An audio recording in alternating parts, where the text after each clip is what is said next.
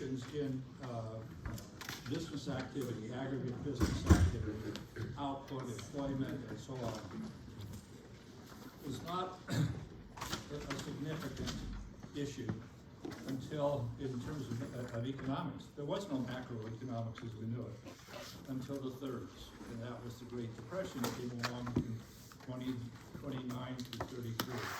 It was prolonged. As my father once told me when I was asked him about how he survived the Great Depression, he said, "Ron, we never thought it would end. It just going down, down, down. Prices kept falling." One of the big things that happened was the Smoot-Hawley tariff. The U.S. had become, by far, come into the 20th century as the largest international debtor country. We owed the rest of the world enormous, I'd say U.S. corporations had borrowed in Europe and abroad to finance our industrialization process. So we came into the 20th century as the largest international debtor country. So the U.S. institutions owed more to the rest of the world than they owed to us by far. An enormous position. After World War I, that position completely reversed, and the U.S. became the largest creditor country in the world. We basically financed our allies. The U.S. was sending food, whatever, to Europe during World War I, and then we also financed the reconstruction of Europe. I say we are financial institutions. Loan money to be payable in U.S. dollars. We demanded they borrow money from the U.S. in dollars. You have to repay us in dollars. And so what happened then was the pressure mounted by the late 20s, early 30s, and the U.S. On the gold standard, stuck to the gold standard. In 1930 was the Smoot-Hawley tariff. Huge tariff, largest tariff in history. We had entered the 20th century reducing our trade barriers and so on, and we were prospering. And then the post-World War II period, we had the Roaring 20s. It was an incredible period of new technology and so on, okay? People had toasters now, they had ovens, they had things they'd never dreamed of in terms of household appliances, plus a bunch of other things. We started flying airplanes. The telephone was brought into play. I mean, the whole world was being transformed with technology. And it was called the Roaring 20s, period of incredible prosperity, okay? And the U.S. was leading the way, and the rest of the world that suffered the war damage in Europe was rebuilding their capital stocks. And one of the big complaints at that time, and then after World War II as well, is that the U.S. still had this the old steel mills, and these loans were financing the reconstruction and new technology in these other countries. Same thing happened after World War II. A lot of things, here we are with the old stuff, and they're getting all the new stuff. Well, it turned out that we were not rebuilding our steel mills and so on like that. Everybody thought that was a huge mistake. And then along came, in the 70s and 80s, the new technology. And all of a sudden, the U.S. jumped into that, and we got incredibly rich as a country. But anyway, going back to 1929, the U.S. had become the largest creditor country in the world, internationally. Our creditor interests, okay, were completely dominant, and become completely dominant with our refinancing, or our reconstruction, financing the reconstruction of Europe. In 1930, the legislature passed the Smoot-Hawley tariff. So it went from this liberalizing trade coming into the 20th century, lowering our tariffs and so on, and then we completely reversed course in 1930 and put on the highest tariffs we had ever faced, okay? And the tariff benefited our creditor interests. The deflation benefited our creditor interests. The creditors were viewed as pigs at the trough, feeding off of this with the things. what's good for a creditor? Creditor wants deflation. They want to see prices go down because they're being paid a fixed amount of dollars. Those dollars are becoming worth more with deflation because prices are falling. Okay? Inflation's not good for creditors. Deflation is good for creditors. Okay? So anyway, we reversed course and went from being relatively liberalizing our trade policies to putting these enormous tariffs on. 65, 70% tariffs, huge. And trade collapsed. Okay. Well, somehow our president decided it's time to do it again. It's not good. Today the stock market was doing quite well until the president announced the tariffs he was going to put on Mexico and Canada and so on. And guess what happened to the stock market? Immediately, there was a quick response. The prosperity of the world was nurtured by the post-World War II period, where the U.S. was the leader in liberalizing trade. We had all kinds of policies that benefited the whole world, and the whole world grew. We grew, and the whole world grew. Okay, in the post-World War II period, it was truly a golden period.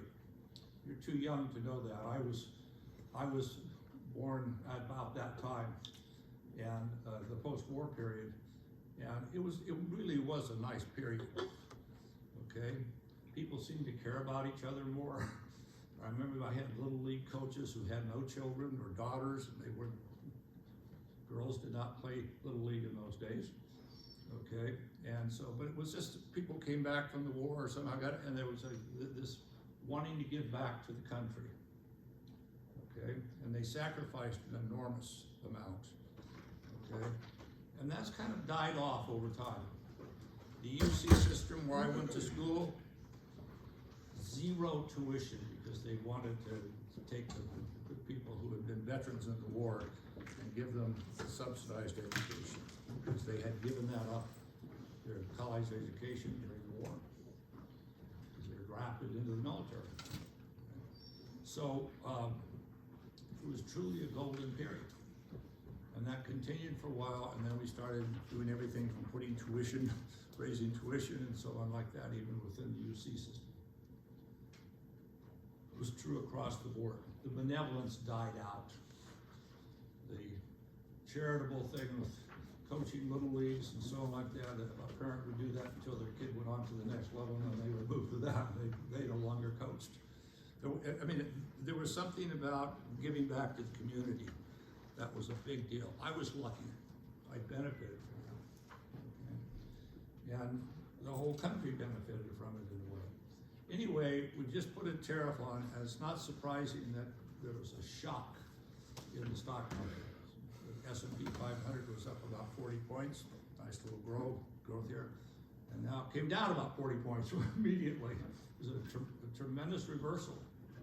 Okay, I think who knows how long it would last, but you know, there's memories of this episode in history where the U.S. pursued its self-interest because we benefited as a creditor nation from the rest of the world.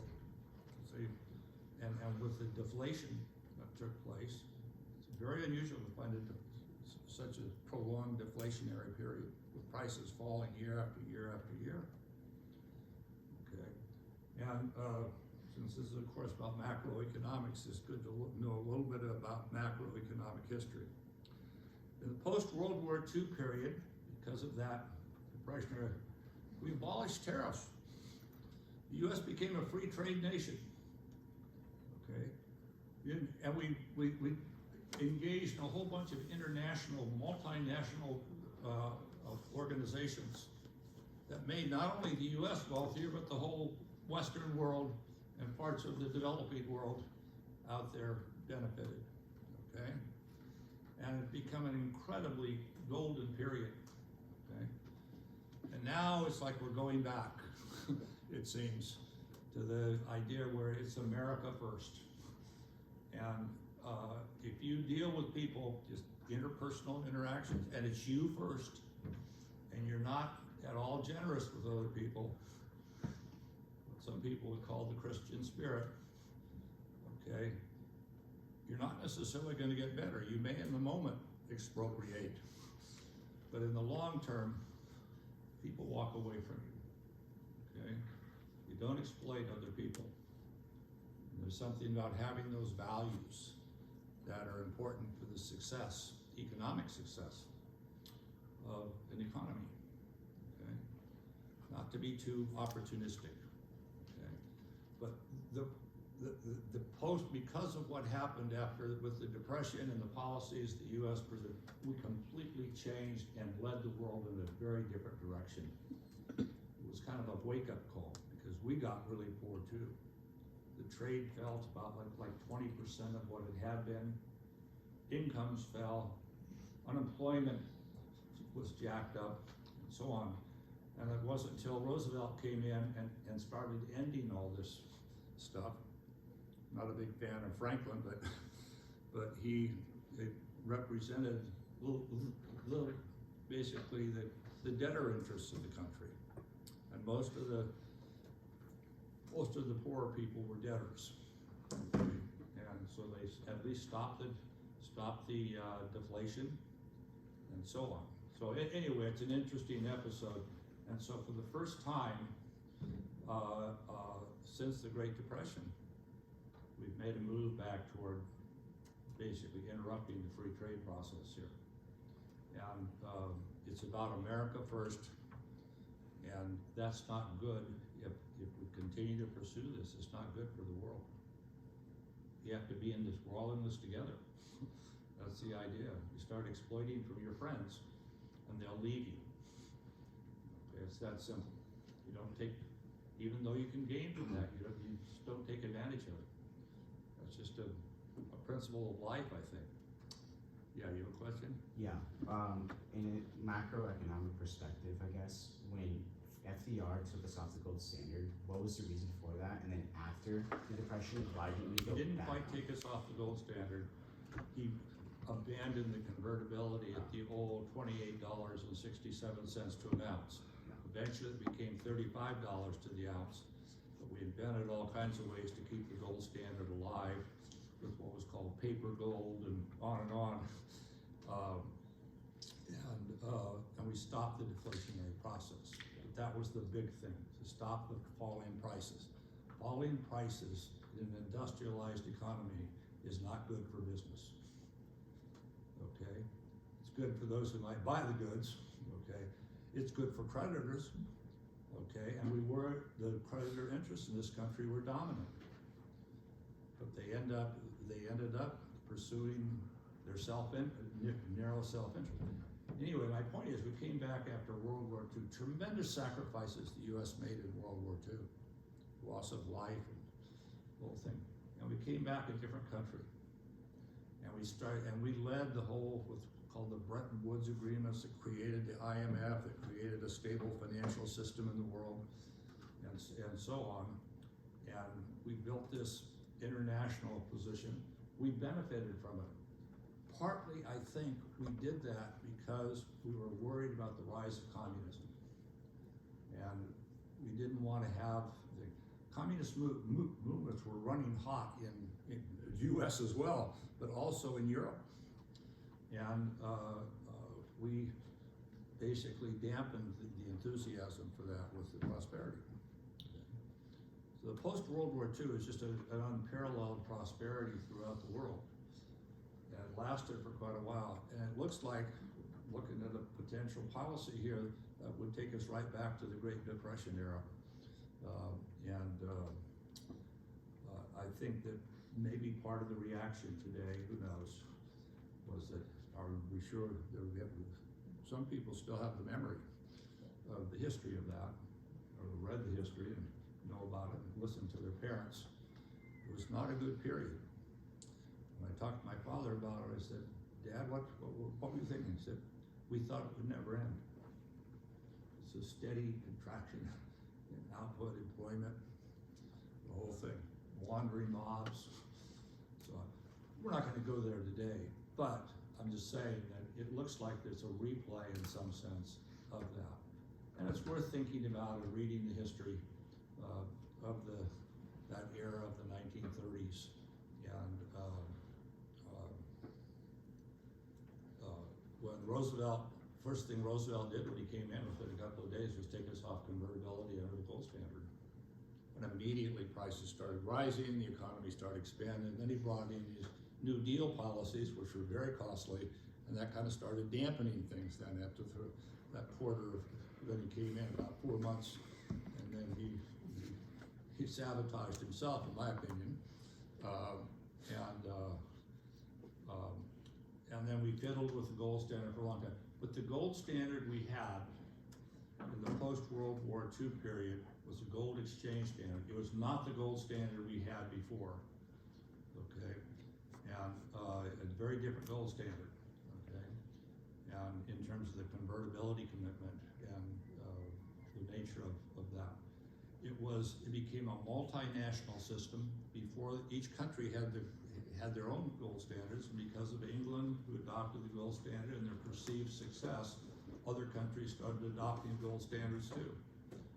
Established their own convertibility commitments. Okay?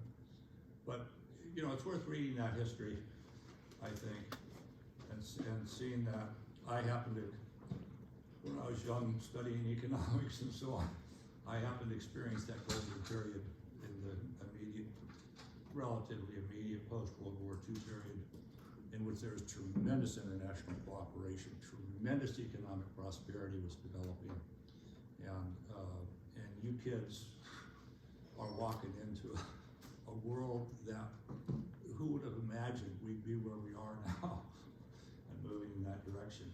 Okay? So consider yourself very fortunate, I think, in that sense. And there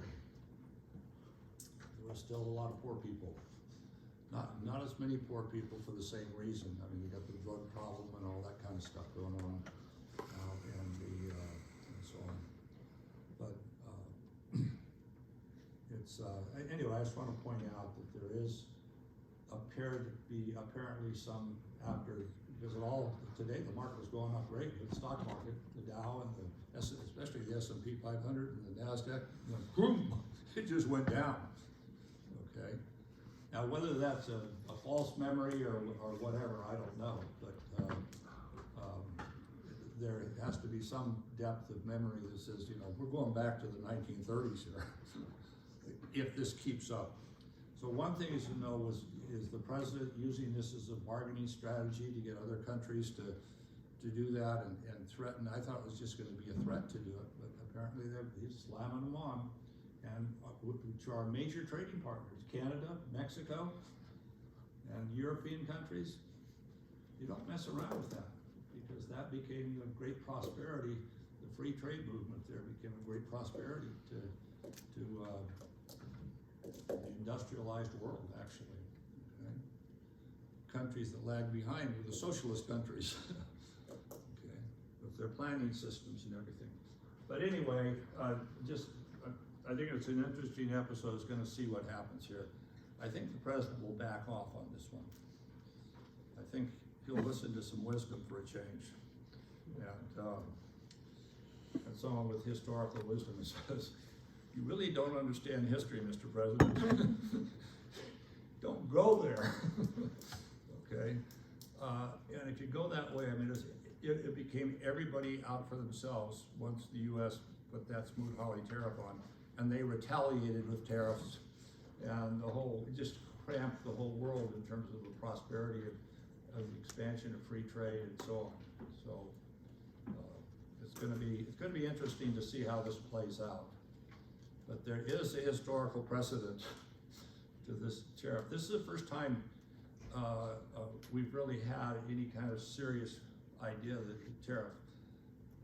But if you listen, sometimes the president, it's like, you know, the rest of the world owes us and we're going to get our return here.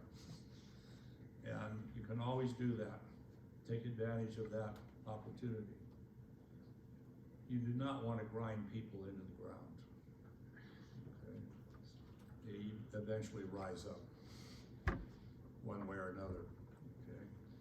So there is something about, but the post-World War II period was a period of incredible benevolence.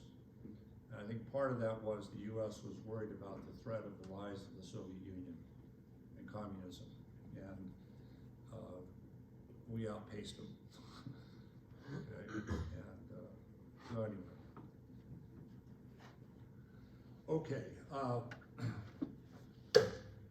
what I want to do today is I want to get to this national income accounting.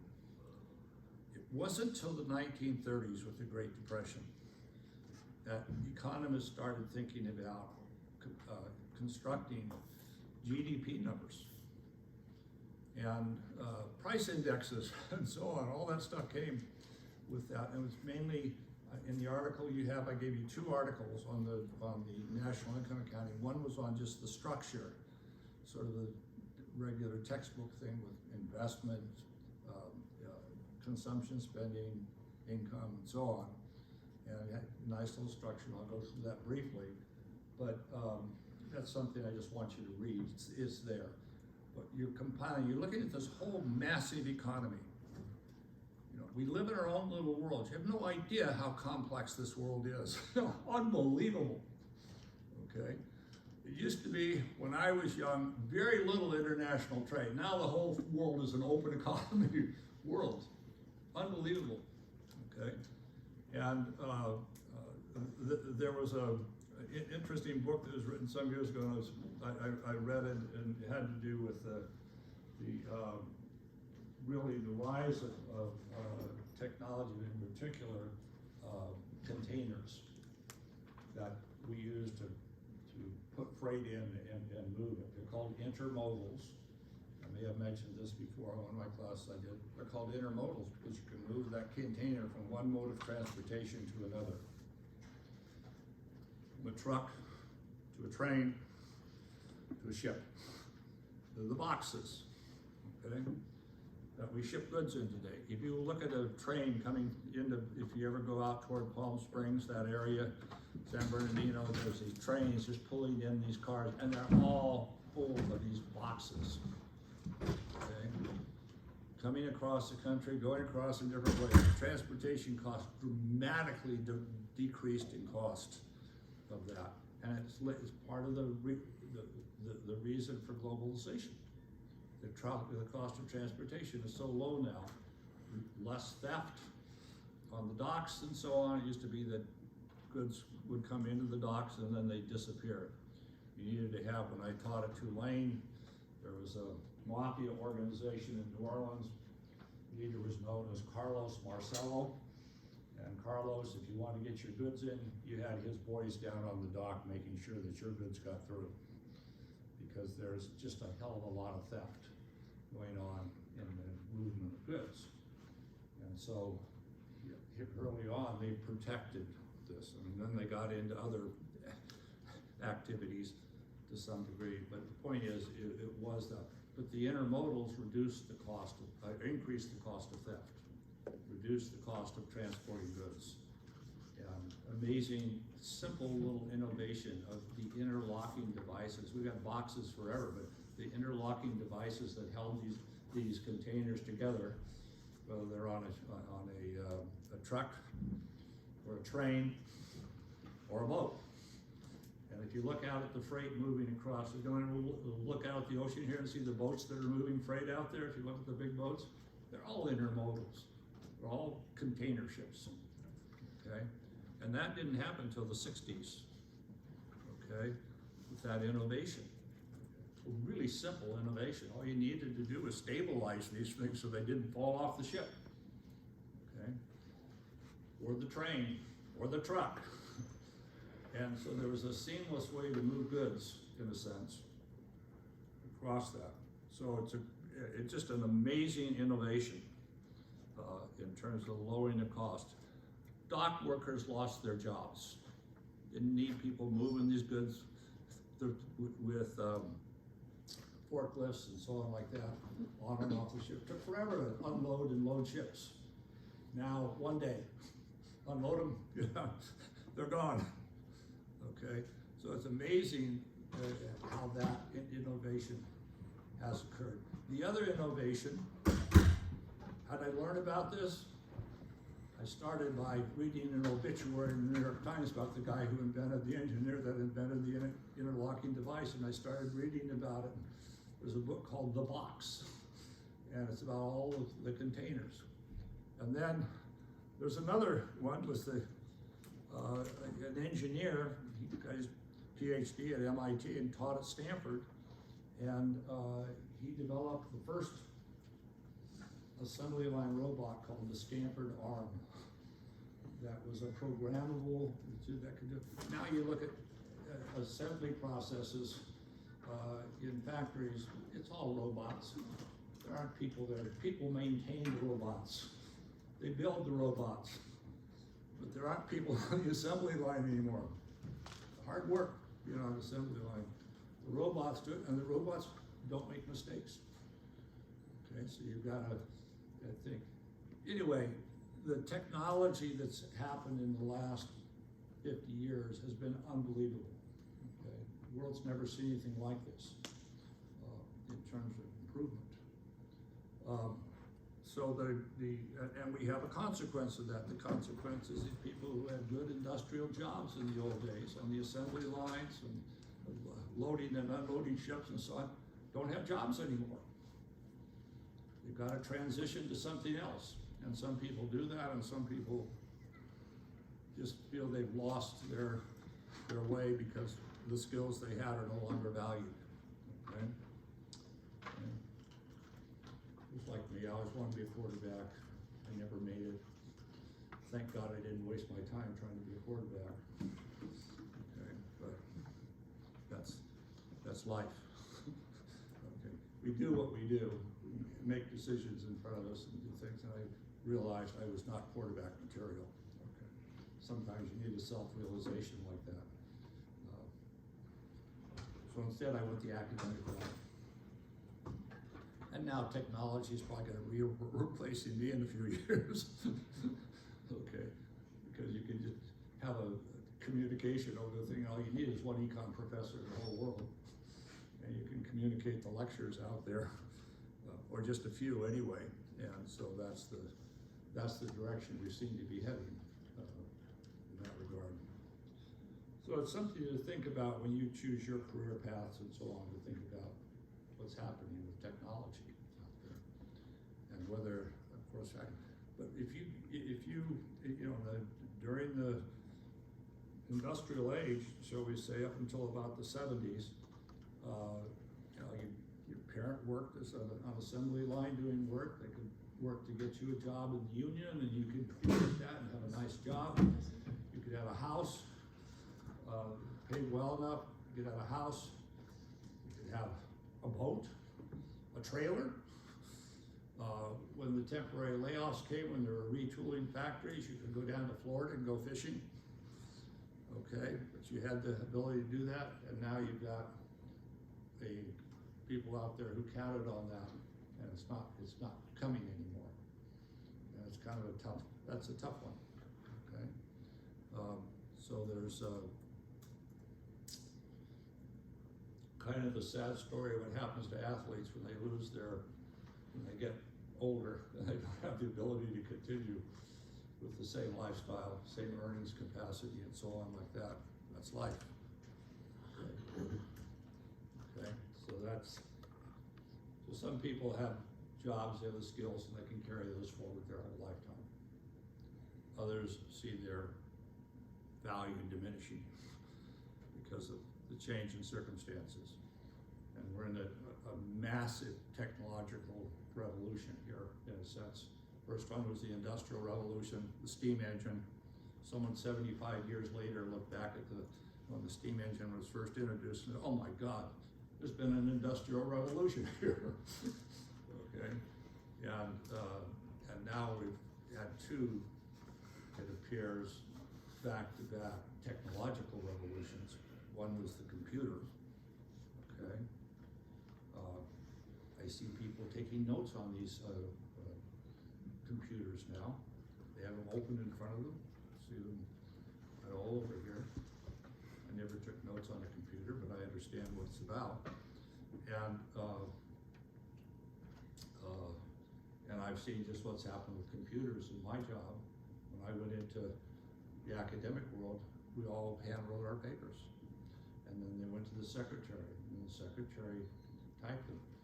When I was teaching at UCLA, we had a whole pool of about, in the Econ department alone, we had 15, 20 secretaries typing our papers. We hand wrote them, they typed them out, okay? And then the word processor came, and the whole thing is completely, and now we all type our own papers in our office, okay? And we don't have secretaries anymore. Secretaries answer the phones, okay? So their jobs are gone. And I remember when we got the word processors in the beginning, there were secretaries who had typed the whole time and they quit. They didn't want the technology, ruined their life. They didn't want to learn the new technology. So, okay, so I'm just saying that that this period of the post-World War II period is an amazing period of innovation. And it's an amazing period economically for the prosperity. And it's been a period of free trade. And the US, after being the culprit during the Depression that led to the tariff wars, where one country imposes tariffs other than they impose tariffs and so on,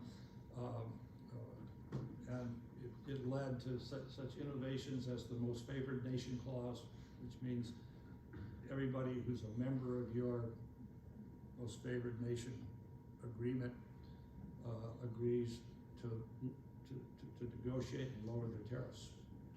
And those, it's been a dramatic effect on what I was going to say. I was reading this one book about innovations, and one of them had to do with the Barbie doll and where the Barbie doll was built. It's like there's 5 different countries have facilities that produce ingredients that go into a Barbie doll. Okay, little toy. Okay, so it's kind of interesting how amazingly complex the world's become and how interdependent we've become in the world. We weren't that interdependent before. So, but we're headed back, it looks like, in that direction. Okay, so let me come back now. I want to talk a little about, last time I was talking about supply and demand. This supply and demand framework is an invention of economists. It's a conceptual invention, okay? And it says, how do we think about this world? It's a scramble out there. People are interacting with each other in trades, and some people engage in production activities and so on like that. How do we describe this world? And so we talk about supply and demand. We talk about a market, and the market being supply and demand. It's fairly complex. The theory we have, it's the markets, we know them out there, aren't quite as perfect as the perfect competition model in economics. What's perfect about perfect competition? It's competitive. Competition means there's price-taking behavior. Price-taking behavior means I realize I can't bargain for a lower price or a higher price. I just have to take the price that's out there. And it's beyond my control. I can refuse to buy, or I can offer to sell, and I could do this, and we interact, and somehow the price system, as we call it, works.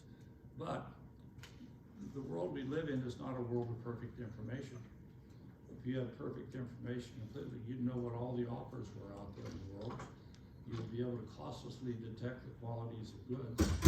So what's behind the model of competition, aspect of perfect competition, is an information structure of what we assume everybody knows. It's hypothetical. There aren't too many markets that actually have that level of perfection. Probably the markets that are the most are some financial markets. The New York Stock Exchange lists certain stocks that are traded, and they have specialists who, they're now firms, but they used to be individuals. You were a wealthy person, you could get your kid a job as a specialist on the New York Stock Exchange. And they handle all the trades of a particular corporation's securities, or more than one, actually. Now we have companies that do that, okay? And they trade the security. Behind the trades is a clearinghouse, and they verify that what you're getting when you buy the security is the real thing, okay? It's not a phony security. So if you trade over the exchange, when you buy something, it goes into your account electronically. So when you have an account, so you have to set up an account. And there's a giant computer, maybe more than one, a giant computer that holds all these portfolios of securities that people own. Okay? So it's verified what the quality is. It's a guarantee. Okay? No phony stuff out there. Okay? No counterfeit securities are being traded through this system. Are there counterfeit securities out there? Yeah, you bet there are. But when you have a clearinghouse that guarantees this process, and the clearinghouse is usually invested in or owned by people with very deep pockets financially. Okay?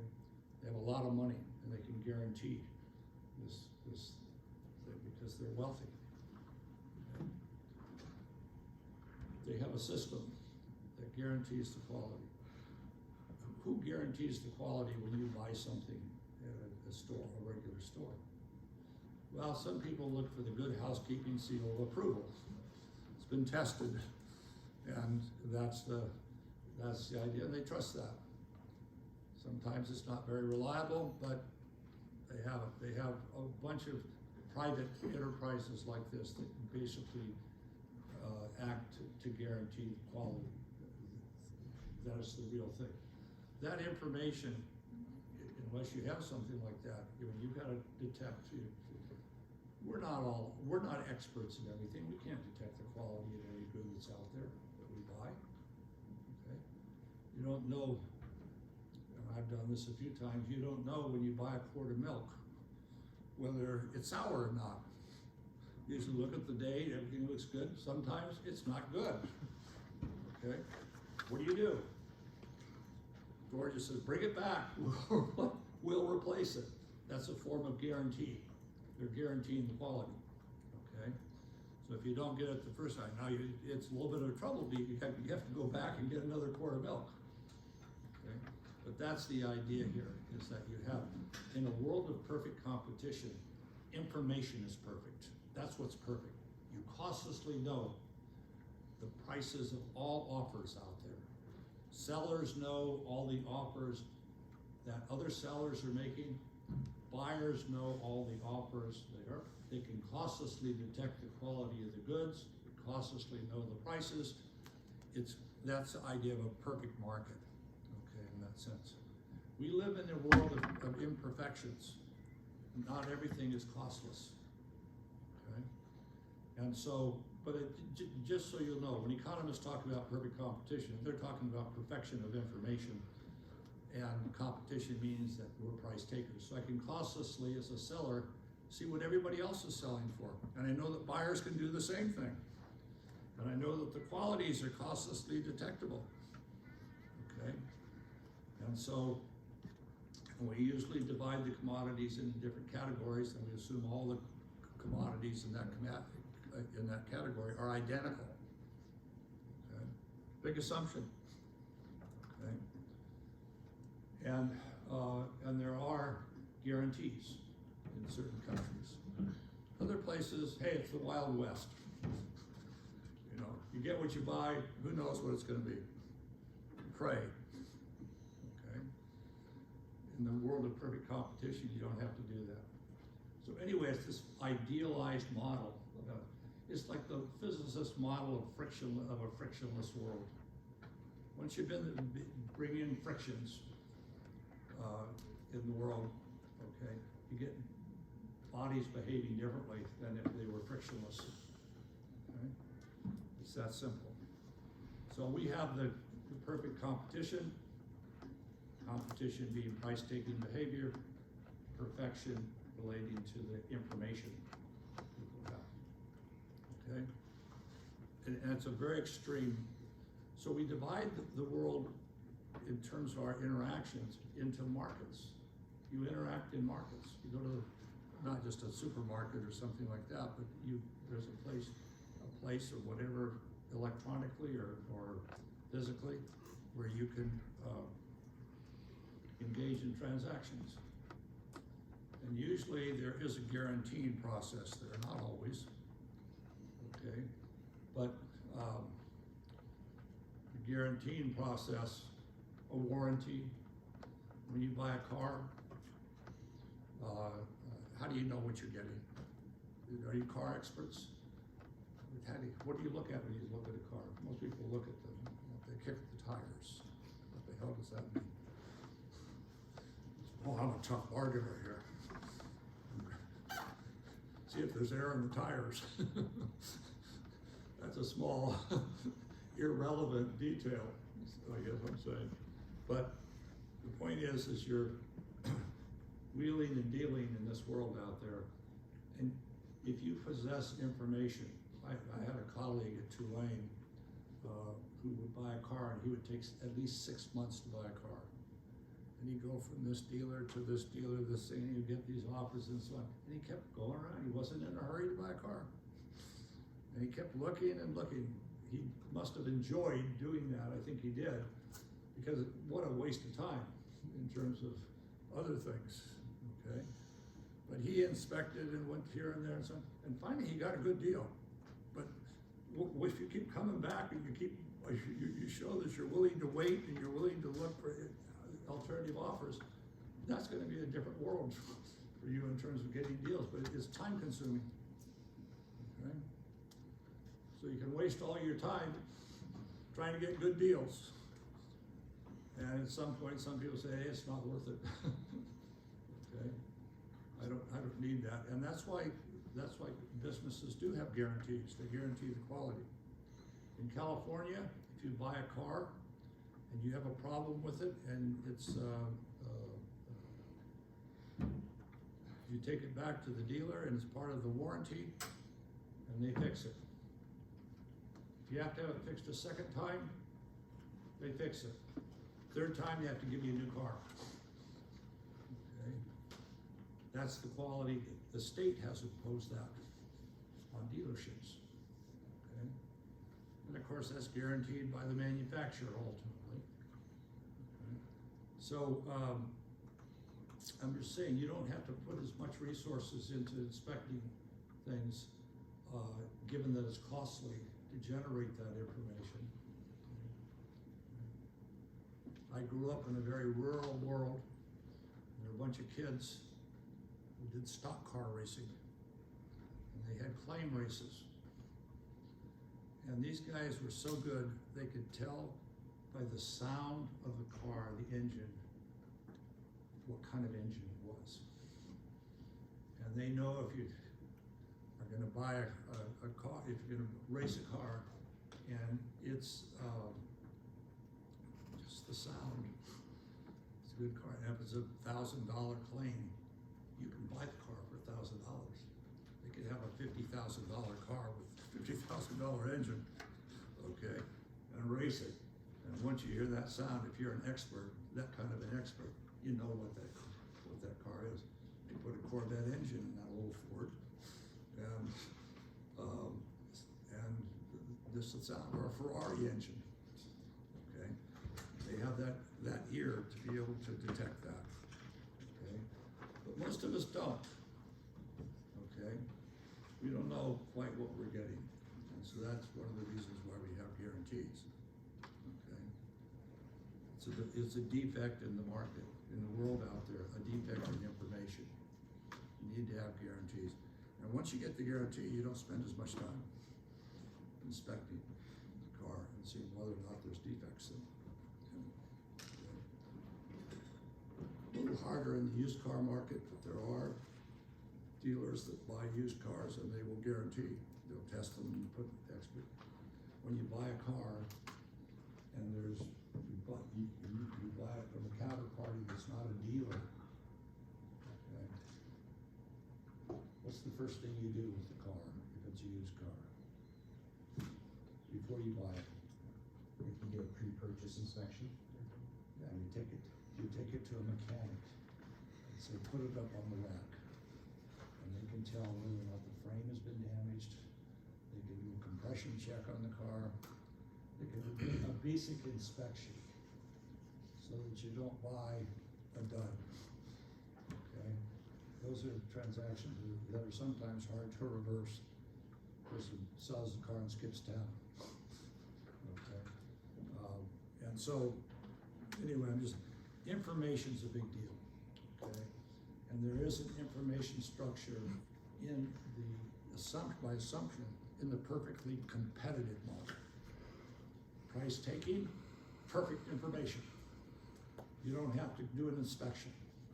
You could costlessly detect the quality of the good. That's not the world we live in, is it? Okay. Okay, so guarantees kind of patch that system up, assuming the guarantee is good. Okay.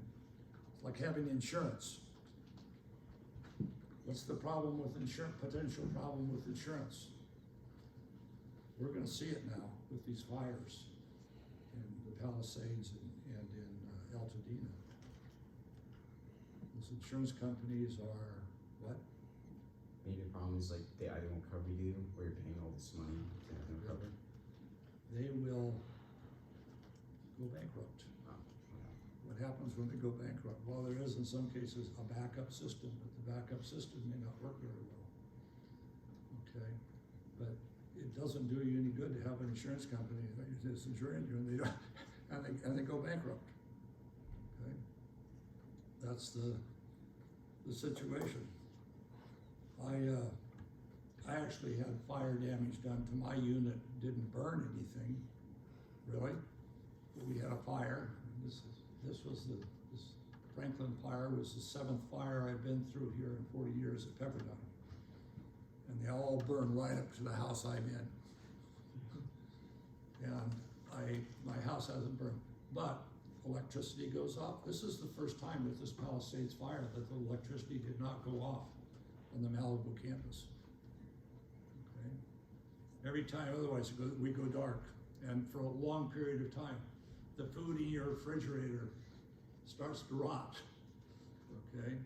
And you get smoke damage, and we had that too, and so on. And health consequences for these fires. But anyway, insurance companies do go bankrupt, okay? And they try and, a lot of the underwriting of insurance policies, the company underwrites that's writing in a particular end, they turn around and sell the policy off to another insurance company so that they don't have all their eggs in one basket. They diversify, okay? So, anyway, I'm just saying that we've been through an interesting little episode here with these fires and so on. The world's not a perfect place. Insurance companies go bankrupt. You say, well, I've got insurance. A lot of people didn't have insurance. Why didn't they have insurance? Because there are no offers. What? Because there are no offers. Well, because the insurance companies are backing out of these fire-prone areas these days. They're not providing the policies, and if they do, the policies are very limited. Insurance policies are restricted. They're not unlimited to cover all your damages. It may be only I had my insurance went so high on mine, the university homeowners association here insures the property from the physical damage to the house, but the internal contents I insure. I had a $200,000 internal insurance policy, way overdone. I think I had $200,000 of the thing. Well, the price went way up a couple of years ago. I was thinking about 100,000. Now I'm down to 50,000. In other words, if I had $100,000 in damage, I'd only get $50,000 in compensation, or less than that. The deductible will come out of that, and so on. So I wouldn't even get $50,000. Okay. So anyway, okay, world's complex. Okay. Okay. So we have this information structure of the model. I want you to see that. It's a perfect model. the world is not a perfect place. And like I said, probably some of the securities markets are the closest thing. What you don't want to do is buy a security by someone on the street that comes up and says, hey pal, you want to buy a share of General Motors? I got a whole bunch here. How do you verify the quality? Do you know that? You don't have that information to do that. You don't know whether they're legitimate shares or not. When I taught at Tulane, I had a chair, and he was at a conference in Atlanta. And this guy came up to him with this big coat at night, and he opened it up, and he had all these watches strapped in there. He says, you want to buy a watch? And of course, the first thing you think, oh, these are stolen watches. It must be good. He had the watch for about 3 days, and it stopped running. Plastic parts inside or something like that. It was not the Rolex he thought he was getting. Okay, so that's the idea there. How do you know? Are you an expert in everything? You're gonna buy a watch, you go to a reputable jeweler. You want to buy a diamond, you go to Tiffany. That's simple, because they will guarantee it and back it and everything. Register it for you and on and on. That's what some dealers and distributors do. They guarantee what you get. They charge you a hell of a price for it, but you got a guarantee in there. Okay, so we have this market world, macroeconomic model, the four-good aggregation structure has 4 markets. Okay, is an output market. There's an input market, which is a labor market. It's not a capital goods market. It's out there, but it's not part of that structure. And then they have a financial market, which is a bond market. Supply and demand for bonds, price of bonds. From the price of the bond, you can derive what the yield to maturity is, which is the interest rate. The model has a 1-period bond that connects the present with the future. Goods are available today. Labor services are available today. Usually we don't have contracting for future supply of labor services. There's not a forward or futures market there to deal with that. Not always. I mean, sometimes there is, but there's not always that. Okay. The way of markets. One of the things that has happened in the world you've walked into is we have a whole array of these markets now that aren't just delivering. There's contingencies, and they're essentially insurance markets based on what happens in the world out there, and so on. And then, but we do have the present and the future.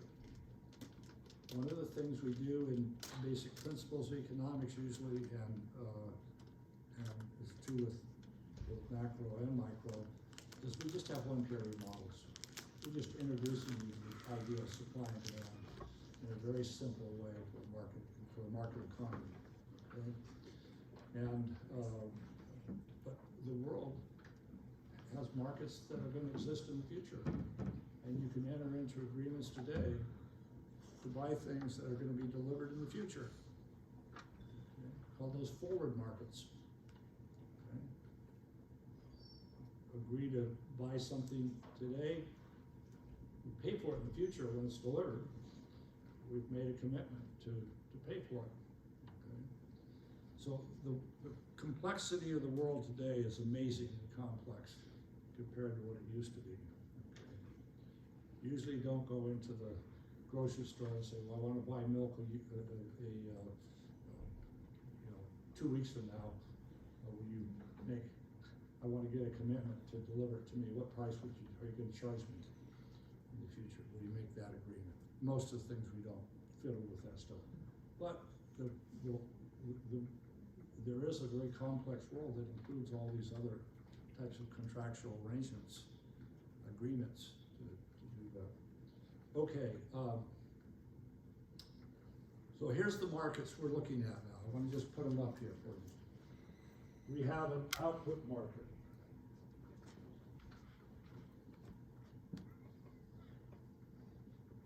What is the output? Well, there's all these outputs out there. And what we do is we consolidate everything into a single good.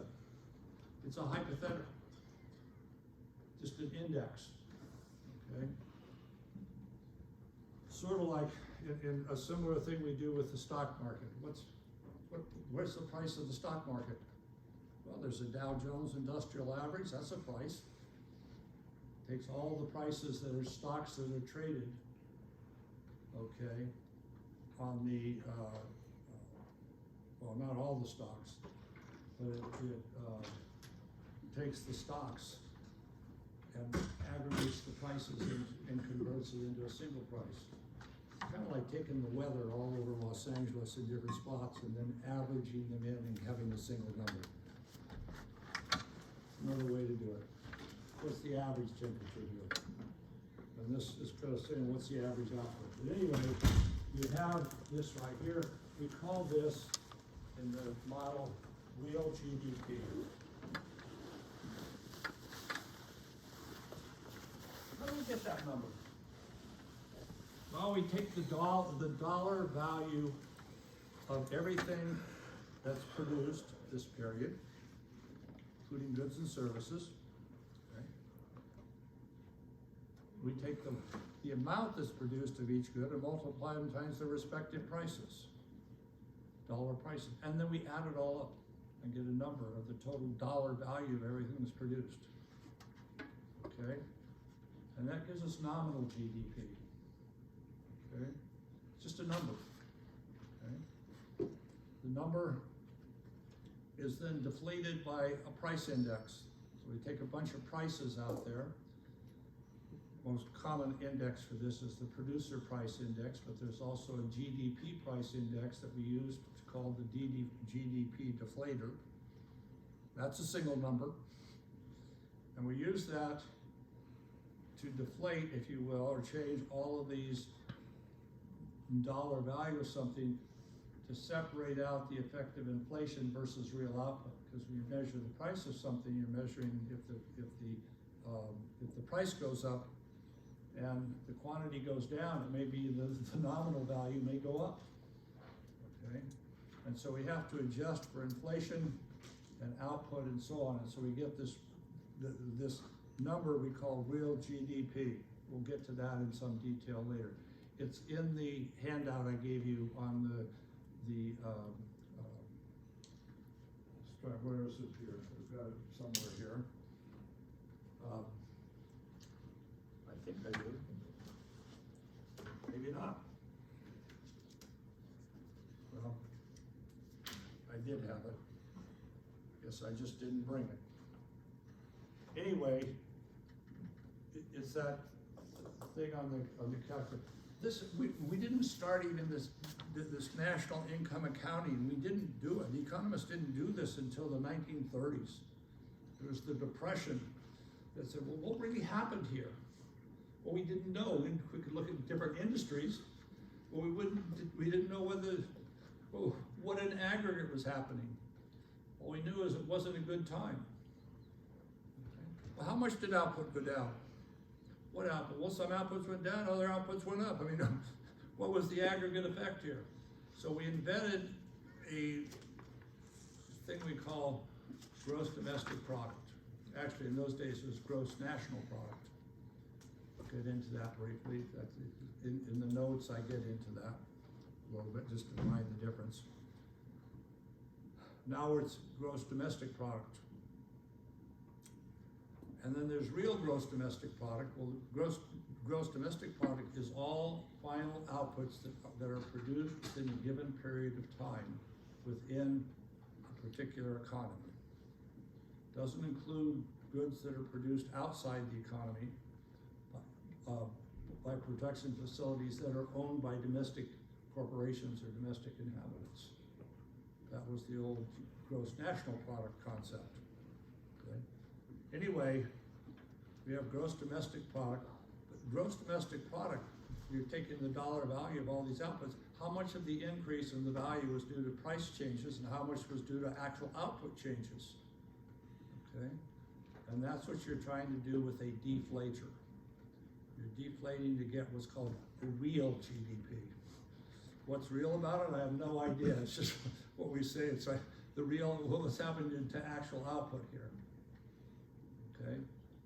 Trying to get a physical measure of what's happening to actual output. It's all in dollar terms. Real dollars. What the hell does that mean?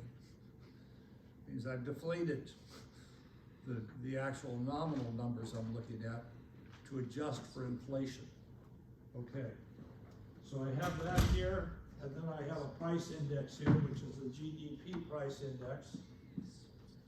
And then so this becomes the units, and now I have a demand curve for GDP. Demand curve is for a whole bunch of different goods, but I'm building an aggregate demand curve now for output.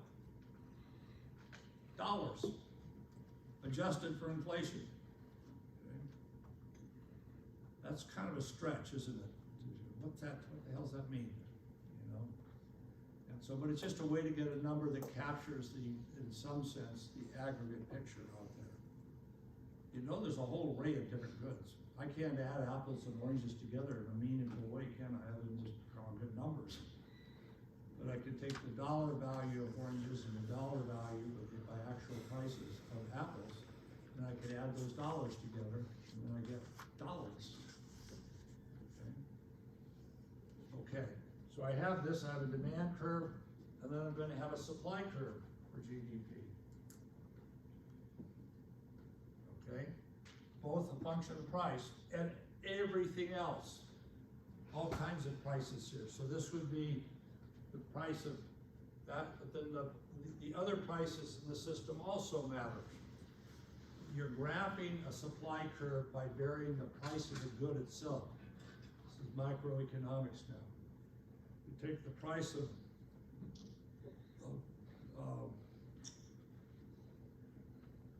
apples, okay, and you get the total dollar value of apples that are produced in a given period of time. Do you think you can do that? How do you measure? You got to go out and measure. So we have a small army of people who put these numbers together. Okay. Sometimes I think, why waste your time? Does it really matter? Well, it matters from the government's point of view because they've got policy authority. They can adjust policies. We want to know when the economy is not doing well. Some people are doing well when other people are not. And this stuff's going on all the time. It's helter-skelter out there. Okay? So, if the economy is doing well, most people in most industries are doing well. Most laborers are doing well. Okay? Okay. So anyway, we're trying to get a measure of this, and that's what doesn't start to happen until the 1930s. Simon Kuznets, who's I think a Harvard professor, Harvard or MIT, started putting all this data together through surveys. Okay? We do not measure everything. We sample. They just came out with the GDP number for last year. How did we get those numbers together so fast? It was a flying estimate. Okay, we had some sampling data we had. We put in a model, and the model spit out a number. Okay, and we keep perfecting these models over time. So we get that information. It takes 2 years of further processing the data to get a better picture of what really happened. The first one they call a flash estimate. They're just doing some quick sampling. Okay. Same thing happens if you read the stuff on unemployment and employment in general.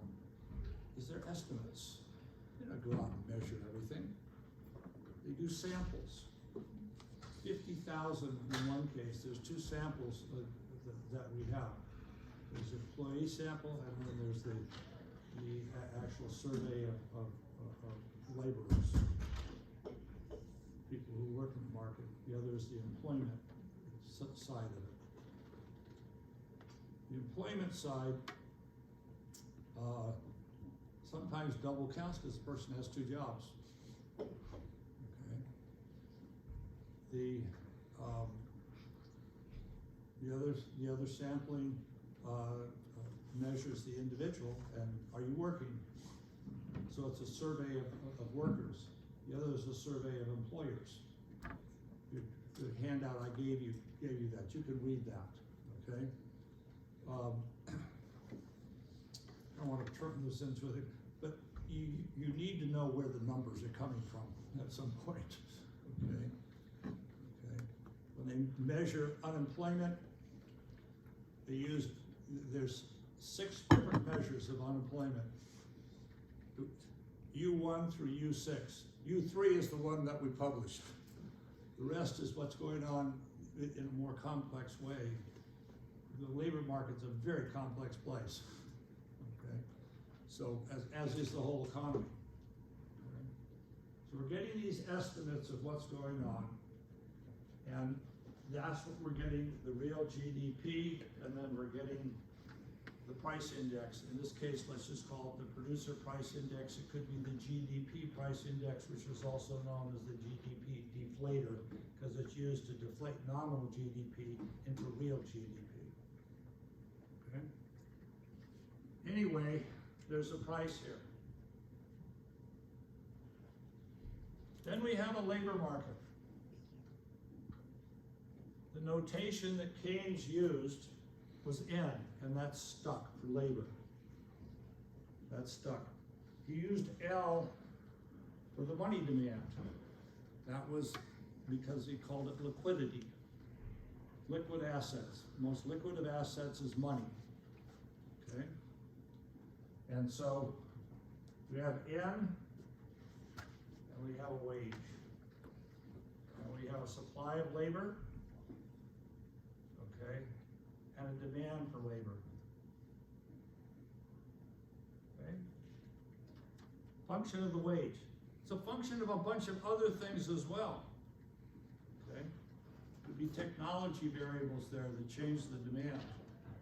I mentioned that briefly in the idea that you have technological improvement, and technological improvement eliminates some skilled jobs. These jobs are replaced by machines. Okay?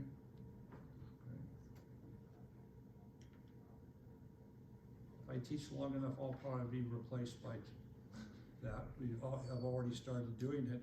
We have video lectures out there. Okay, I'm told that at Arizona State you take video lectures for your first 2 years. You don't go to class. It's all done online. I don't know if that's true, but that's what someone told me. Okay, and now even with when I went to UC Berkeley, they were just starting to do that. They expect you to go to junior college for 2 years and then come to the UC system after 2 years if you made it through junior college. Okay, so that was, the idea was to kind of shuffle the enrollments downward that way. So,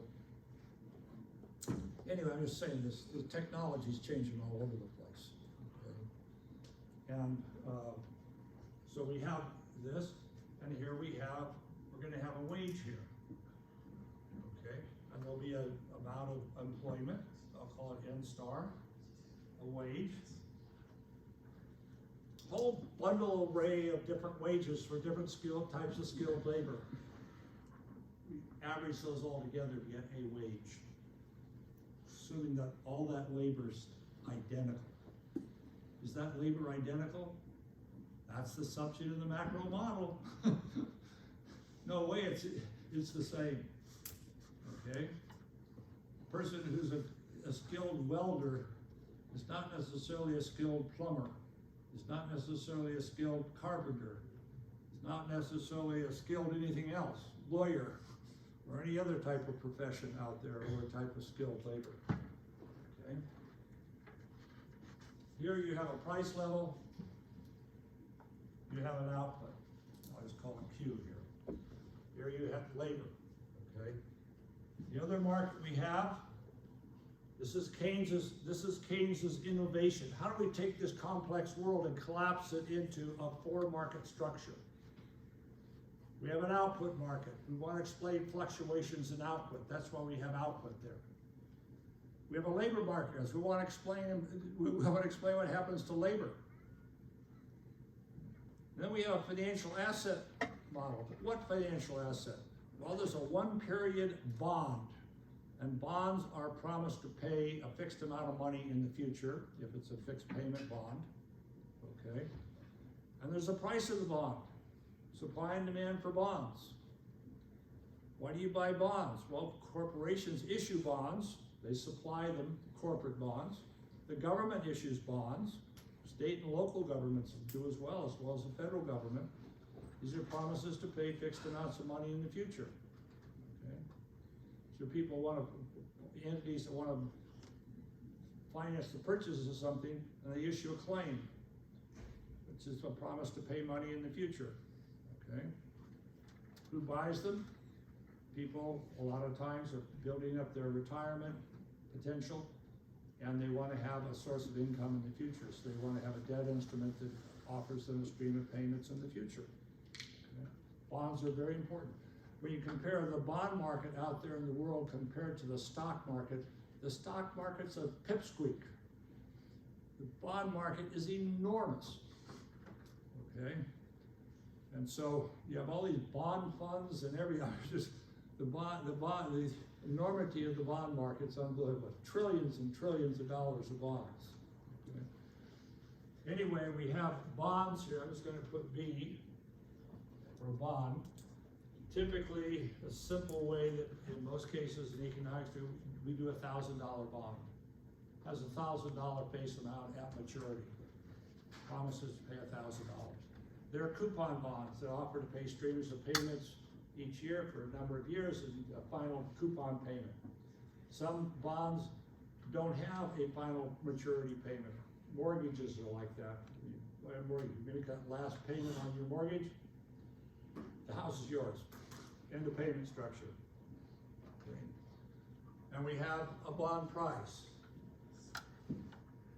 Once we know the bond price, there's a supply and demand of bonds. Demand for bonds. There's a price of bonds. Once you know the price of bonds, we know the implied yield to maturity, the interest rate. We'll get into that later. I want to finish this off right now, just give you the structure. So these are the first three markets. This is bond, labor, and this is output.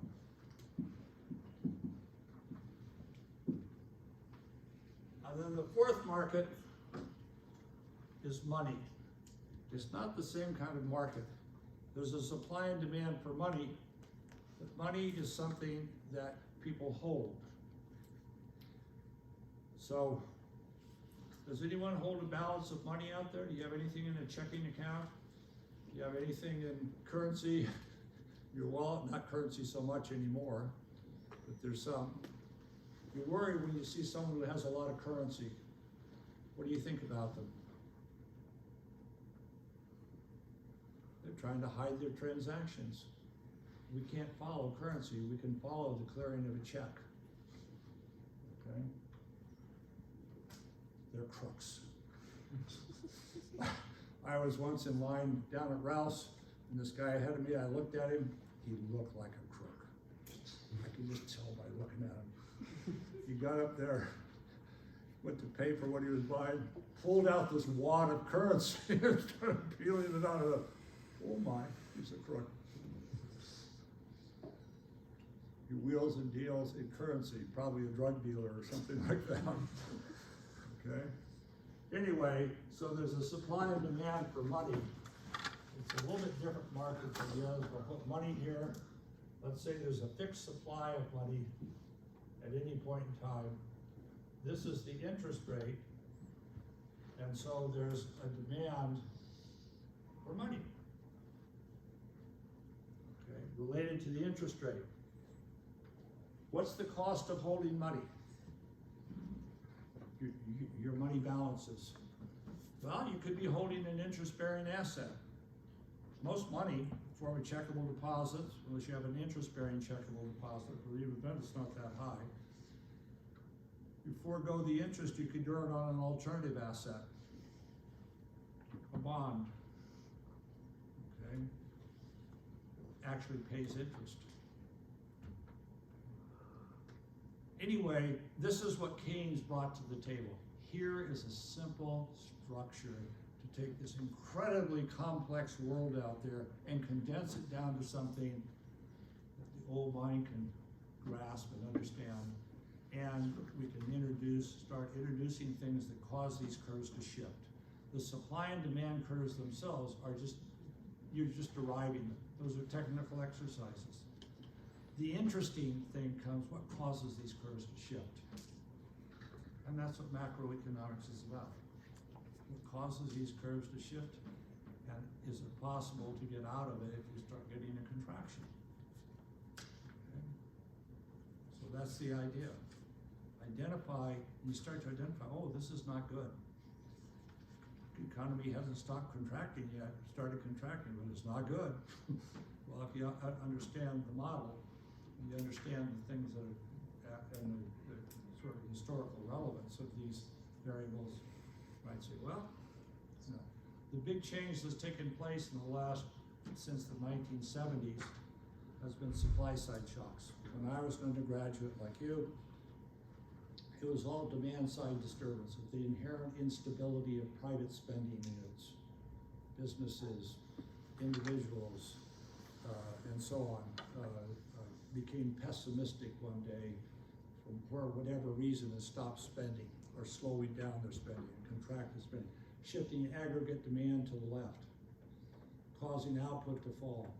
The demand curve shifts to the left, it intersects the supply curve at a lower price. So you get a deflationary impetus plus a contraction in output. That was the story. Okay. How do you keep that from happening? Okay. There's the big kahuna here that's going to come in and save us. And who's the big kahuna? The government. When you stop spending, the government comes in and spends.